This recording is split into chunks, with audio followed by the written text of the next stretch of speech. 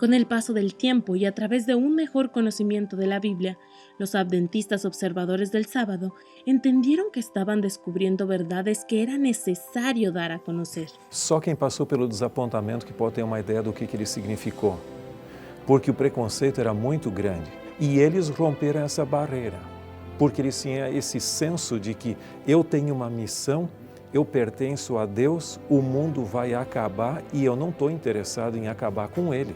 Eu quero estar comprometido com Deus e sua palavra. They were looking, however, for something more than just newness. They actually wanted to be part of a New Testament-style church. The great burden of many of these religious groups was to go back to the first century, the primitive church, as they called it. And various expressions of that primitive church were springing up. Adventism had this same strong impulse. How do we bring back biblical Christianity? Before centuries of tradition and culture got layered on top of it, what did biblical Christianity look like?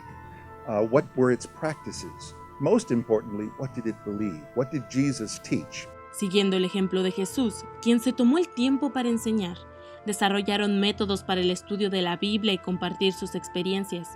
Uno de estos métodos fue la Escuela Sabática, que comenzó incluso antes de la organización formal de la Iglesia. When Millerism first began, Sabbath schools were being conducted in Protestant churches, Baptist, Methodist, others of that nature, to help children, again, who were not in school. They called them Sabbath schools, even though they worshiped on Sunday. In the 19th century, many of the Protestant churches did that. Over the time, they changed to call it Sunday school. But anyway, when Millerism began in the 1820s to 30s and 40s, there was an interest in also beginning to help children. So when James White, in 1852, he thought it would be a good idea to write some Sabbath school lessons for children. And those first Sabbath school lessons that he wrote were for children and for youth, not for adults. He wrote 4 Sabbath school lessons, published for the first time in 1852 in the publication called The Youth Instructor. Of course, at the very center was the study of Scripture. Extremely important. This in a sense, is really the only atmosphere that we have in our church where we can come together, open Scripture, and study in any systematic and organized way. And so Bible study is at the very core of the goals for Sabbath School, but there are others. There are fellowship and outreach and emphasis on mission. En 1849, James White dijo, "El mensaje debe volar, porque el tiempo es corto". Inspirados en este mensaje y a medida que el espíritu misionero entraba en los corazones del pueblo adventista, muchas iniciativas surgieron. Por ejemplo, aquí, en la villa de South Lancaster, un grupo de mujeres dirigidas por Roxy Rice encontró el modo de orar por sus vecinos, ayudar y visitar a los enfermos y necesitados y enviar por correo miles de panfletos con la verdad del Evangelio a todos los Estados Unidos y muchos países más. Hoy en día, con ese mismo espíritu, la Iglesia Adventista sirve diligentemente a través de escuelas, hospitales, medios de comunicación y toda clase de instituciones, compartiendo el mensaje de la pronta venida de Cristo. Como começou publicações dentro da igreja? Dentro da igreja começou em 1848, quando a Ellen White recebeu a primeira visão. E na visão, o esposo dela estava para sair para cortar feno em uma fazenda para ganhar dinheiro para visitar os primeiros adventistas dentro da América. É quando Ellen White é tomada em visão. E depois da visão, ela diz para o seu esposo, eu tenho uma mensagem para você. Você deve parar e começar a escrever, imprimir e mandar ao povo.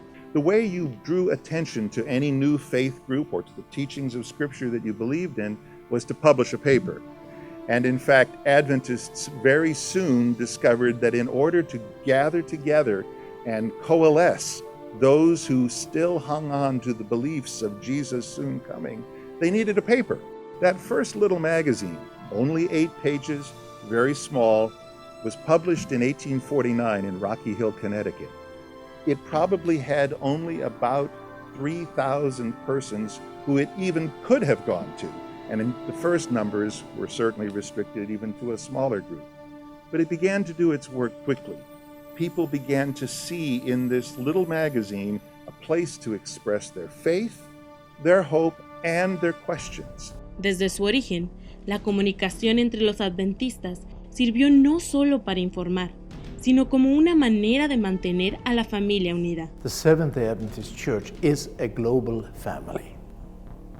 There are many Christian churches that have sort of very loose linkage internationally, and they tend to be somewhat independent local churches or national churches. We are not. We are a tightly bonded family around the world, and we share faith, we share our resources, and when we think and plan mission, we share with the church globally. So the Seventh-day Adventist Church, which today celebrates 150 years since we were formally organized as a global family, we have become a global family of some 25 to 30 million, young and old. One of the most plaintive letters I have ever read in the review was in the mid-1850s from a young woman living out in Iowa, today in the central United States, but it was the frontier in the 1850s.